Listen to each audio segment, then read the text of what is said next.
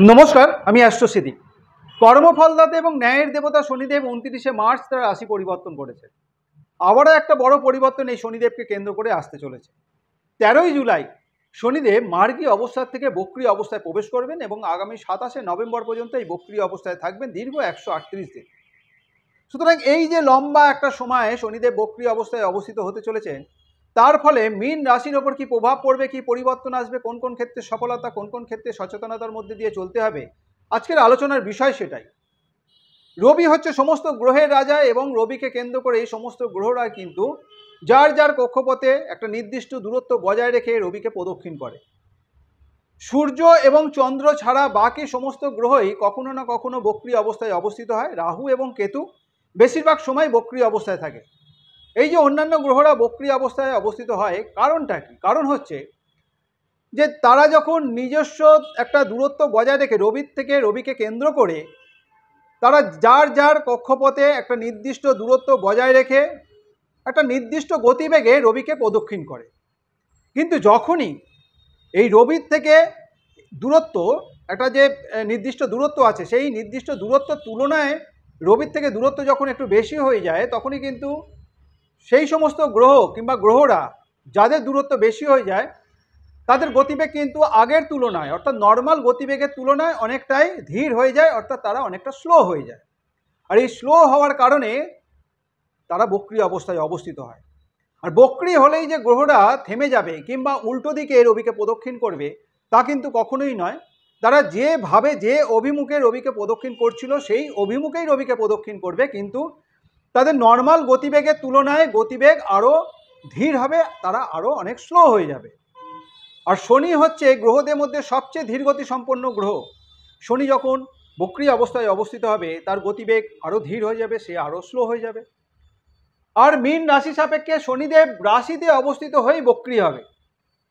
সুতরাং এই মীন রাশিতে শনিদেব যে বক্রী অবস্থায় অবস্থিত হতে চলেছেন আগামী 13ই জুলাই থেকে 27শে নভেম্বর দীর্ঘ 138 দিন মীন রাশির ওপর কি প্রভাব পড়তে চলেছে। এই সময় কিন্তু মীন রাশি জাতক জাতিকাদের অলসতা অনেকাংশে বৃদ্ধি পাবে। অযথা যে কোনো বিষয়কে কেন্দ্র করে একটা চিন্তা বৃদ্ধি পাবে। অনেক ক্ষেত্রে একটা ইনসিকিউর ফিল হবে। আর্থিক বিষয়কে কেন্দ্র করেও কিন্তু অযথা চিন্তা দেখা দেবে। অর্থাৎ কোনো না কোনো বিষয়কে কেন্দ্র করে এই পুরো সময়টার মধ্যে একটা ডিস্টার্বের মধ্যে থাকবে, একটা উদ্বিগ্নতা অস্থিরতার মধ্যে দিয়ে চলতে হবে। ছোট ছোট বিষয়কে কেন্দ্র করে অতিরিক্ত টেনশন হবে, একটা ফ্রাস্ট্রেশন দেখা দেবে।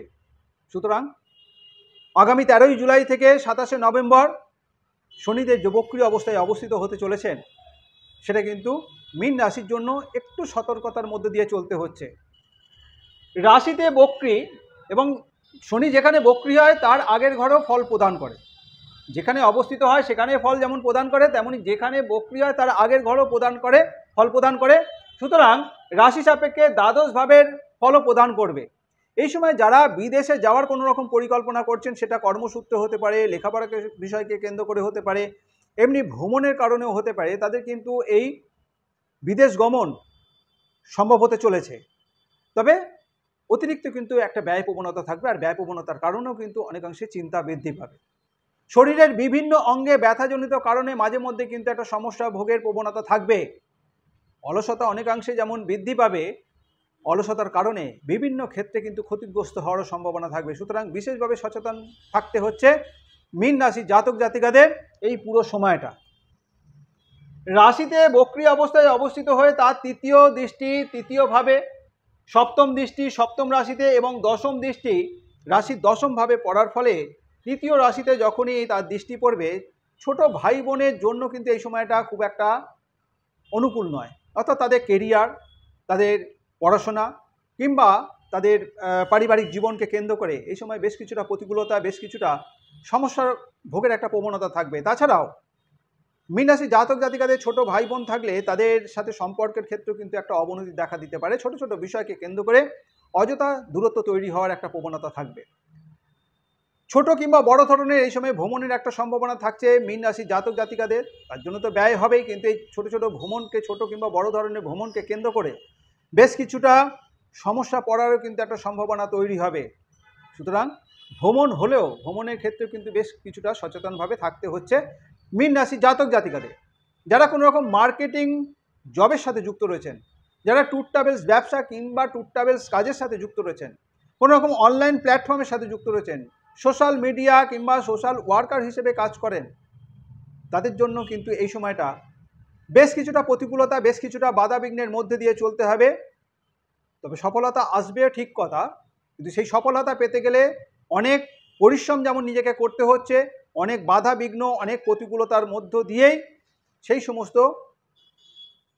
বিষয়কে প্রতিহত করে সফলতা অর্জন করতে হবে। তবে বিশেষভাবে সমস্ত ক্ষেত্রেই মীন রাশি জাতক জাতিকাদের অলসতাকে সবার আগে পরিত্যাগ করতে হবে, সঠিক চিন্তা ভাবনা, সঠিক পরিকল্পনা করেই কিন্তু এবং যথেষ্ট পরিশ্রমের মাধ্যম দিয়ে নিজেকে সফলতার দিকে এগিয়ে নিয়ে যেতে হবে।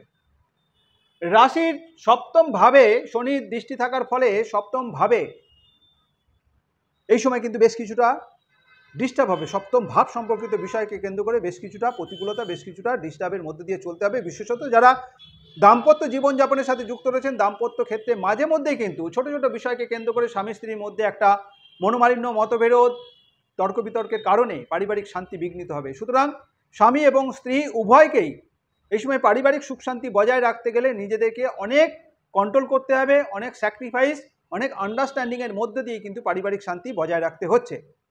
যারা ব্যবসা বাণিজ্যের সাথে যুক্ত রয়েছেন, বিশেষত একক ব্যবসায়ী যারা, তাদের এই সময় অতিরিক্ত কাউকে বিশ্বাস করা কিংবা ভরসা করার থেকে একটু দূরে থাকতে হচ্ছে।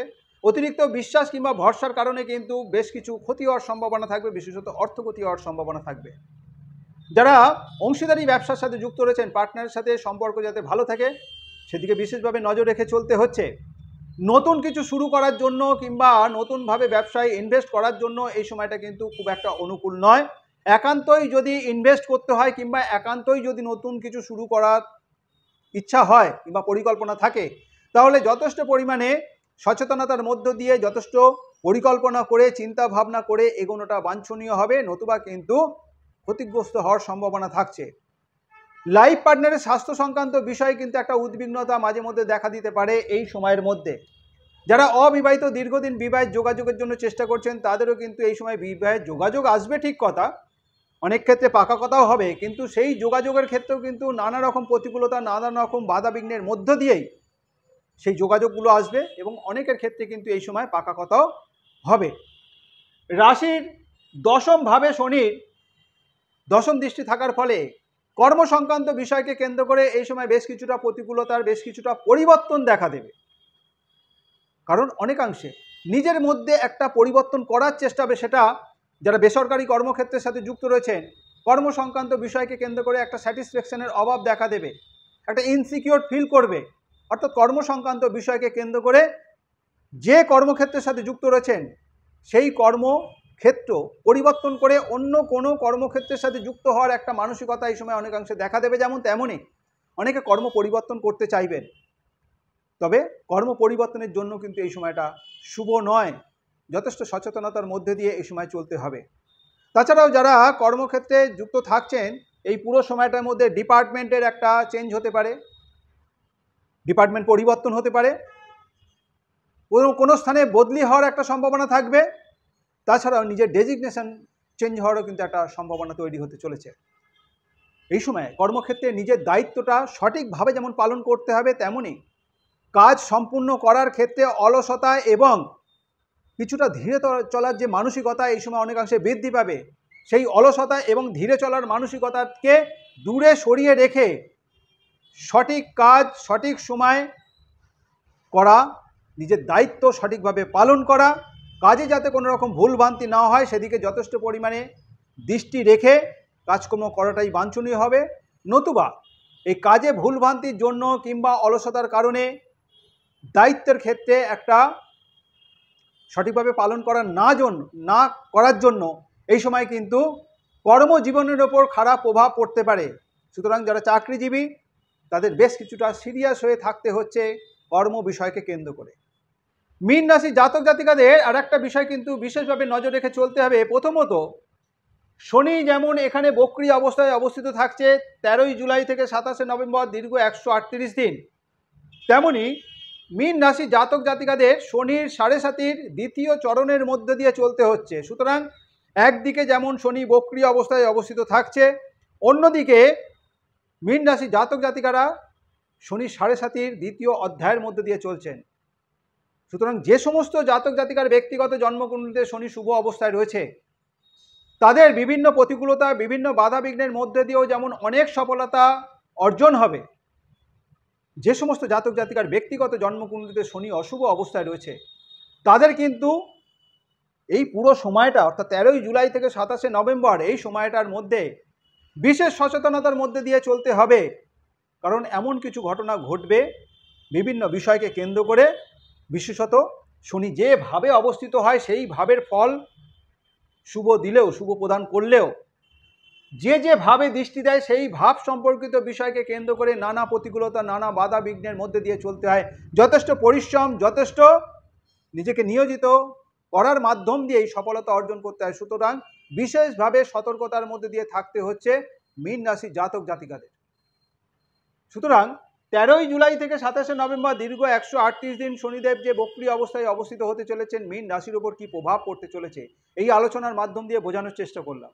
এই আলোচনা যদি আপনার কাছে গ্রহণযোগ্য মনে হয়, যদি ভালো লেগে থাকে, অবশ্যই লাইক এবং শেয়ার আশা করব। যারা এখনও পর্যন্ত আমার এই চ্যানেলটিকে সাবস্ক্রাইব করেননি, আমার পরবর্তী ভিডিও, পরবর্তী আলোচনাগুলোর লিঙ্ক পেতে অবশ্যই চ্যানেলটিকে সাবস্ক্রাইব করে নেবেন। আজ এই পর্যন্ত। ভালো থাকবেন, সুস্থ থাকবেন, ধন্যবাদ।